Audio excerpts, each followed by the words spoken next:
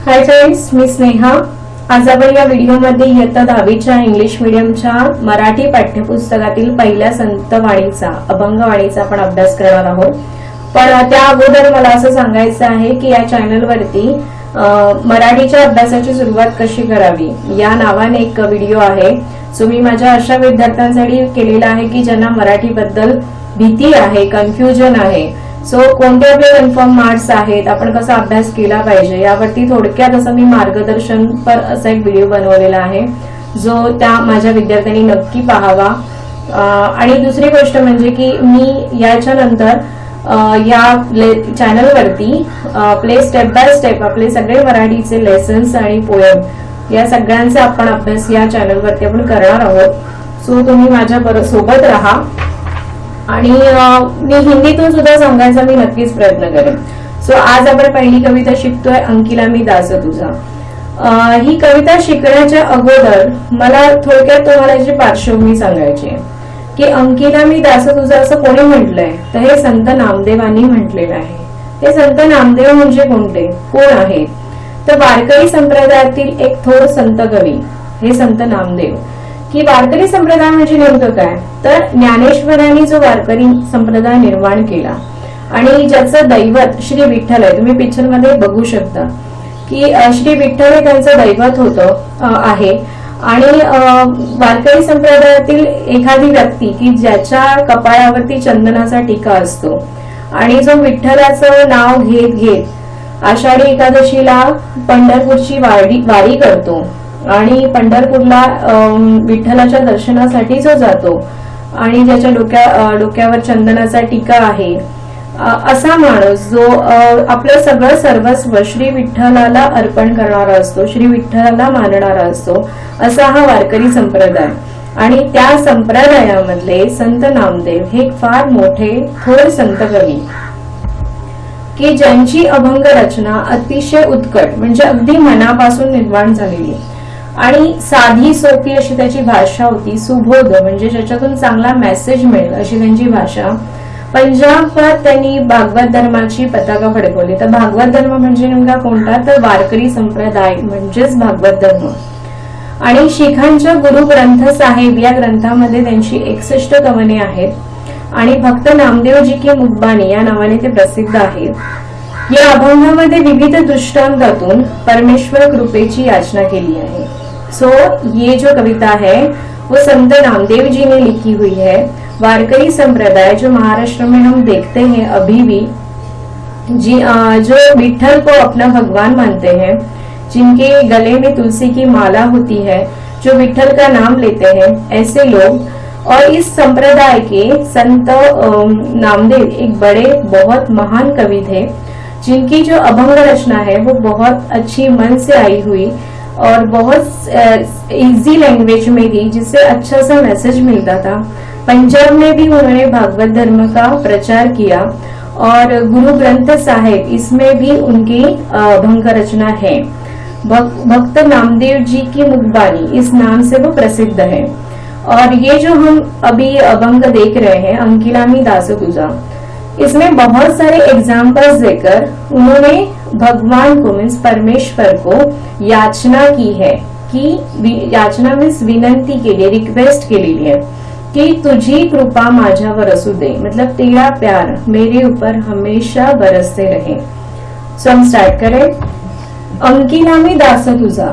अंकिला म्हणजे काय, तर अंकिला म्हणजे शरण आलेला, सरेंडर, की मला अजून काही दिसतच नाही, मी तुझ्यासाठी पूर्णपणे सर्वस्व देईन अशा भावनेने व्यक्त होणारा अंकिला मी दास तुझा, जो शरण आलाय, ज्याला अजून काहीच दिसत नाही असा। दास म्हणजे इथे अर्थ आहे की भक्त, जो परमेश्वरावरती मनापासून प्रेम करणारा असा हा दास। तसं कोण म्हणत आहे, तर असं संत नामदेव म्हणतायत। कोणाला म्हणतायत, तर ते श्री विठ्ठलाला म्हणतायत। तो संत नामदेव श्री विठ्ठल को मतलब अपने भगवान को कह रहे हैं कि मैं तेरे लिए शरण आया हुआ एक दास हूं। फर्स्ट अंजा, अग्नी माझी पडे बाळू, माता धावे कनवाळू। अग्नी माझी म्हणजे आगीमध्ये, पडे मीन्स पडला, बाळू मीन्स बाळ, माता म्हणजे आई, धावे म्हणजे धावत जाणे आणि कनवाळू म्हणजे दयाळू. म्हणजे जर अशी परिस्थिती निर्माण झाली की आगीमध्ये एखादं बाळ जर पडत असेल तर त्याची आई तत्काळ धावत, त्याची दयाळू आई, कनवाळू म्हणजे दयाळू, त्याची दयाळू आई धावत त्याच्याकडे जाते, त्याचं रक्षण करते, त्याला बाजूला करते. तर त्याचप्रमाणे संत नामदेव असं म्हणतात, संत नामदेव जी ऐसा कह रहे हैं कि अगर ऐसी परिस्थिति आ जाए कि अगर किसी अग्नि में, आग में अगर छोटा बच्चा गिर रहा है तो उसे बचाने के लिए उसकी माँ उसके तरफ दौड़ के जाती है. ऐसी माँ जो कनवाळू, कनवाळू मतलब बहुत दयालु है. नेक्स्ट पाहू. तैसा धावे माझिया काजा, अंकिला मी दास तुझा. तैसा म्हणजे त्याप्रमाणे, माझिया म्हणजे माझे, काजा म्हणजे काम आणि अंकिला मीन्स शरण आलेला, दास म्हणजे ते अर्थ आहे की भक्त, की त्याप्रमाणे माझं काम पूर्ण करण्यासाठी तू धावत ये, कारण मी तुझा शरण आलेला एक दास आहे. संत नामदेव जी क्या कहते हैं कि उसी प्रकार मेरा काम पूरा करने के लिए श्री विठल जी को विनंती कर रहे हैं कि मेरा काम पूरा करने के लिए आप मेरे पास दौड़कर आ जाइए. क्यों? क्योंकि मैं आप अंकिला में दास तुझा, मैं शरण आया हुआ एक दास हूँ. मतलब इसके लिए उन्होंने ऊपर एग्जाम्पल दिया है कि जिस प्रकार एक माँ दौड़कर अपने बच्चे को बचाने के लिए आती है, कि अगर वो गिर रहा है, अग्नि में जा रहा है, तो उसे बचाने के लिए एक माँ दौड़कर उसके पीछे आती है, उसको बचाती है. उसी प्रकार हे श्री विठ्ठला तू माझ्यासाठी धावत ये, माझं काम करण्यासाठी तू मला धावत ये. का? कारण या संपूर्ण कवितेमध्ये संत नामदेवांनी या श्री विठ्ठलाला आई असं म्हटलेलं आहे. एक आई आपल्या मुलासाठी काय काय करते त्याची सगळी उदाहरणं या कवितेमध्ये, या अभंग रचनेमध्ये संत नामदेवांनी दिलेली आहे. आणि ते श्री विठ्ठलाला आई म्हणतात आणि ते स्वतःला त्या आईचं बाळ म्हणजे स्वतःला ते बाळ म्हणत आहे. म्हणून त्यांनी याच अर्थाची पुढील काही उदाहरणं दिली जे आपण पुढच्या चरणामध्ये बघणार आहोत. सर्वेची झेपावे पक्षिणी, पिली पडताची धरणी. सर्वेची म्हणजे पटकन, लगेचच. झेपावे म्हणजे झेप घेणे. पक्षिणी मीन्स पक्षी, पिली मीन्स पक्षाची पिल्ल आणि पडताची म्हणजे पडलेले आणि धरणी मीन्स धरती. म्हणजे अशी परिस्थिती झाली की अकस्मात झाडावरून एखादं लहान पिल्लू, पक्षिणीचं लहान पिल्लू जर पडत असेल तर तिला वाचवण्यासाठी ती पक्षिणी झेप घेते, धावत झेप घेते आणि आपल्या पिल्लाला वाचवते. सो ऐसी अगर परिस्थिति निर्माण हुई कि अचानक से वृक्ष पर रहा हुआ एक छोटा सा पंछी का एक छोटा पंछी अगर गिर रहा है तो उसे बचाने के लिए उसकी माता मीन्स वो जो पक्षी है, पंछी है, वो दौड़कर अपने बच्चे को संभालने के लिए, उसका रक्षण करने के लिए धरती पर दौड़कर आती है, छलांग लगाती है, दौड़कर आती है. भूकेले वत्सरावे धेनु हंबरत धावे. मतलब भूकेले मीन्स हंगरी, जिसे बहुत भूक लगी है, ज्याला खूप भूक लागली आहे अशा वासराचा आवाज ऐकतात. धेनु म्हणजे गाय. गाय हंबरत धावत आपल्या बाळाकडे जाते. का? तर त्या गायीला आपलं दूध आपल्या बाळाला म्हणजे त्या वासराला पाजायचं असतं म्हणून. सो जो भूखा हुआ एक गाय का बछड़ा है, वो उसे बहुत भूख लगी है, वो आवाज दे रहा है अपनी माँ को. तो उसकी जो माँ है मतलब वो जो गाय है वो चीखते चिल्लाते हुए दौड़कर अपने बच्चे के पास जाती है, उसे दूध देने के लिए जाती है.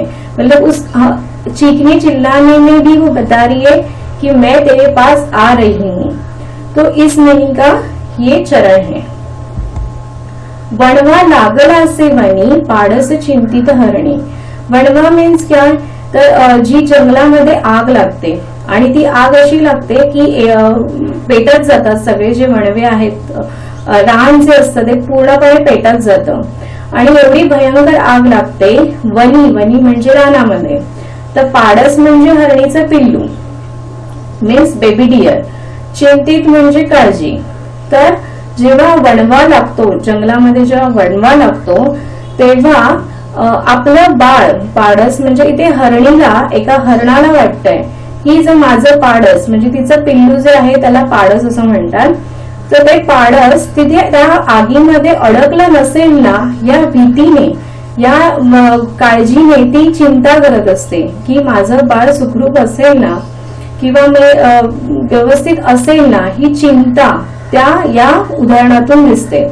मतलब जो फॉरेस्ट में जब आग लगती है, किसी वन में आग लगती है, तब ये जो डियर है इसको बहुत टेंशन हो जाता है कि मेरा जो बच्चा है, मीन्स बेबी डियर है, वो अच्छा है ना, उसे वो आग में फंसा तो नहीं है ना, ऐसी चिंता उस डियर को भी लगती है. लास्ट आंसर असा आहे की नामा म्हणे मेघ जैसा, विनवतो चातक तैसा. अभी यहाँ नामा में संत नामदेव, म्हणे मीन्स म्हणतात, संत नामदेव असं म्हणतात की माझी अवस्था एका चातकासारखी आहे. आता चातक म्हणजे नेमकं काय, तर चातक हा असा एक काल्पनिक पक्षी आहे की केवळ पावसाचं पाणी पिऊन जगतो असं म्हटलं जातं. एक इमेजिनरी बर्ड है, लेकिन ऐसा कुछ भी नहीं है. लेकिन फिर भी संत नामदेव जी ने ऐसा एक एग्जाम्पल यहाँ दिया हुआ है कि चातक पक्षी जो इमेजिन कि वो सिर्फ बारिश के पानी के ऊपर ही जिंदा रहता है. तो संत नामदेव ऐसा कहते हैं कि मेरी अवस्था उस चातक जैसी हुई है कि नामा म्हणे मेघ जैसा, विनवितो चातक तैसा. संत नामदेव असं म्हणतात की चातक पक्षी कसा त्या मेघाला विनंती करत असतो की तुझी कृपा माझ्यावर होऊ दे. त्या मेघाला म्हणजे कशाला, तर जे काळे ढग असतात, पावसाच्या पाण्याने भरलेले जे काळे ढग असतात, त्या ढगाला चातक पक्षी विनंती करत असतो की तुझा वर्षा होऊ दे आणि मला पाणी मिळू दे, कारण मी तुझ्याशिवाय राहू शकत नाही, मी व्याकुळ झालेलो आहे. तर संत नामदेव असं म्हणतात की मी सुद्धा त्या चातक पक्षासारखा व्याकुळ झालेलो आहे की मी तुझ्याशिवाय जगू शकत नाही. म्हणजे असं म्हटलं जातं की चातक पक्षी एक काल्पनिक पक्षी है, लेकिन फिर भी ऐसे कहा जाता है कि वो सिर्फ बारिश के पानी के ऊपर ही जिंदा रहता है, अगर वो ना मिले तो वो अपना प्राण अर्पण करता है. तो संत नामदेव असं म्हणतात की मी त्या चातक पक्षासारखा आहे की जो त्या ढगाची वाट पाहत आहे की तुझा वर्षा होऊ दे. म्हणजे इथे ते श्री विठ्ठलाला असं म्हणतात की त्या मेघासारखा तुझ्या मायेचा, तुझ्या प्रेमाचा वर्षाव माझ्यावरती होऊ दे. ज्याप्रमाणे एक आई आपल्या बाळाला खूप सांभाळते, तिच्यावर खूप मनापासून प्रेम करते आणि ती प्रत्येक वेळी त्याचं रक्षण करते, त्याप्रमाणे हे श्री विठ्ठला तू माझ्यावरती सुद्धा तितकंच प्रेम, तितकाच मायेचा वर्षाव माझ्यावरती कर, कारण मी एका संसार रूपी आगीमध्ये होरपळतो आहे. मतलब हमारे संसार में इतने सारे दुख है, क्लेश है, इसमें मैं बहुत त्रस्त हूँ. और इसके लिए वो कह रहे हैं कि मेरी अवस्था एक चातक पक्षी जैसी है जो काले बादल की राह देख रहा है कि वो कब बरस जाए और मुझे पानी मिल जाए. तो इसी प्रकार वो श्री विठ्ठल को विनंती कर रहे हैं कि तेरा जो प्यार है, तेरी जो कृपा है वो मेरे ऊपर भी बरस जाए. आणि म्हणून या संपूर्ण कवितेमध्ये संत नामदेवांनी इथे श्री विठ्ठलाला आई असं संबोधलेलं आहे आणि त्यासाठी त्यांनी वेगवेगळे एक्झाम्पल्स दिलेले आहेत, ज्याला आपण दृष्टांत असं म्हणतो. सो माझी आशा आहे की तुम्हाला ही कविता समजली असावी. आपण एक प्रश्न सोडवूया म्हणजे तुम्हाला उत्तरं येतील, त्याच्यावरून कळेल की तुम्हाला ही कविता किती समजली. सो कवितेतील माता आणि हरणीचं वर्णन करणारे कोणते शब्द आहेत, म्हणजे माता इस वर्ड को, मातेला कोणता शब्द वापरलेला आहे, तर माता ही कन वाळू. और हरिणी को कौन सा वर्ड यूज किया हुआ है, तो चिंतित हरिणी. सो चिंतित ये आंसर आहे. नेक्स्ट क्वेश्चन असा आहे कोणते लिहा. परमेश्वराचे दास कोणते आहे, मीन्स इस कविता में दास किसे कहा गया है, तो संत नामदेव. मेघाला विनवणी करणारा कोण आहे, तर चातक पक्षी. संत नामदेवांनी ज्यांना विनवले आहे ते कोण? विनवले मीन्स जिसको रिक्वेस्ट की है संत नामदेव जी ने, वो कौन है? तो श्री विठ्ठल. बाळ अग्नीच्या तडाख्यात सापडल्यावर धावत जाणारी कोण? तर त्याची माता. पिल्ले जमिनीवर कोसळल्यावर धरणीवर झेपावणारी कोण? तर पक्षिणी. भुकेल्या वासराचा आवाज ऐकताच हंबरणारी कोण? तर ती गाय. संत नामदेवानी श्री विठ्ठलाला या रूपात पाहिले. ऐसे क्वेश्चंस आपको एग्जाम में पूछे जा सकते. ये एक्सरसाइज का एक क्वेश्चन दिया हुआ है, आकृती पूर्ण करा म्हणून असा प्रश्न विचारला जाऊ शकतो.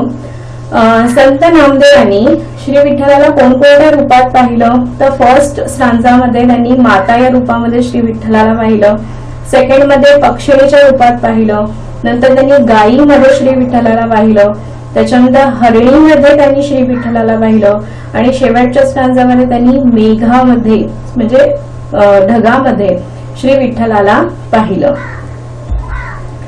सहसंबंध जोड़ा मीन्स रिलेट करना है. अगर माता है ये क्वेश्चन है तो इससे रिलेटेड कौन सा वर्ड आ सकता है? तर बाळ. पक्षिणी असेल तर पिल्लू. हरिणी असेल तर त्याचा रिलेटेड शब्द कोणता? पाळस. धेनू मीन्स गाय असेल तर वासरू. सो व्हिडिओच्या शेवटी मी एवढंच सांगेन की माझी आशा आहे की मी जे तुम्हाला शिकवते ते तुम्हाला नक्की समजलं असेल.